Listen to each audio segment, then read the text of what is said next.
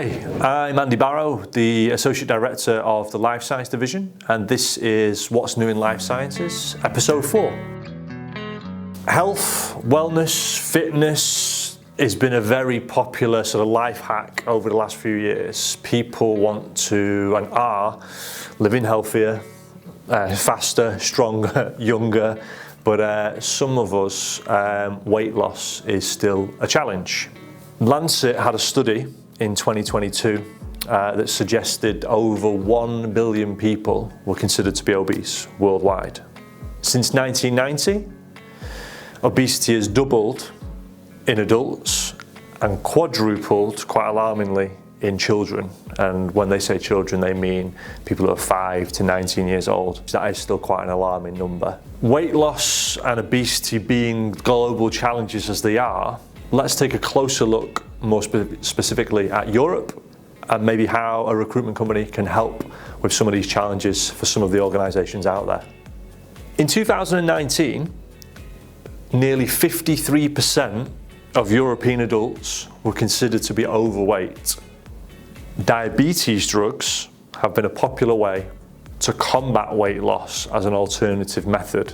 So much so that drugs such as Ozempic, which has had a great effect on weight loss, has even seen shortages and increased demand, which has actually led for people who actually have diabetes to not be able to access the drug that it's intended for. Part of the puzzle will be for governments to put tighter restrictions in place for these type of drugs and access for those that actually need it can use it for the intended use.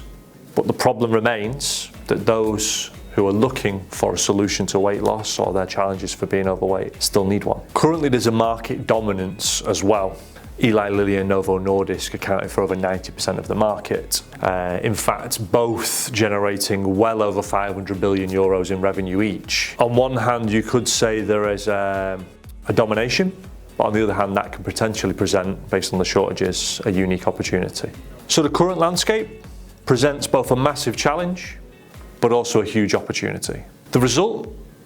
More competition potentially in the market due to that demand, a change in landscape in that market, more demand in general, which could lead to shortages, supply chain logistics issues, maybe even stretching into staff shortages, specialisation, and a wider piece there of supply versus demand in whatever area of a production facility it may be.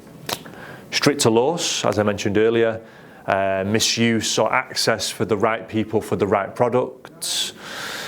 Staff challenges, well, companies growing at unprecedented rates with a demand in excess than ever before means that specialists in the life science sector who have relevant experience within drug production, food, compliance and similar related experience are at a premium. It's important to remember that these challenges, whether it's supply chain, regulatory affairs, or indeed staff and specialisation, is part of a bigger picture in the health, wellness, food industry, the supplement sector as a whole. These industries and subsectors in that health space have continued to boom, but as that demand increases, these similar challenges are going to play out.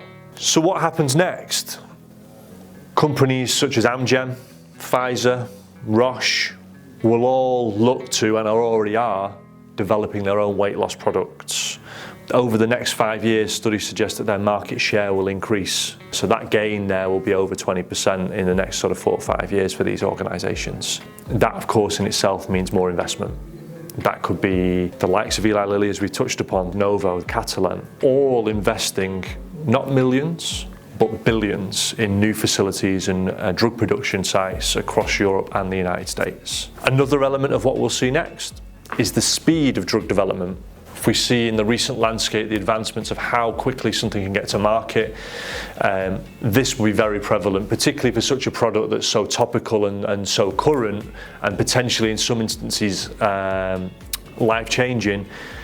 They'll be looking at angles to make this more affordable, they'll be looking at angles to make this more appealing, but also accessibility in general, because it's such an in-demand market, there's a real opportunity for companies out there. So where do we fit in?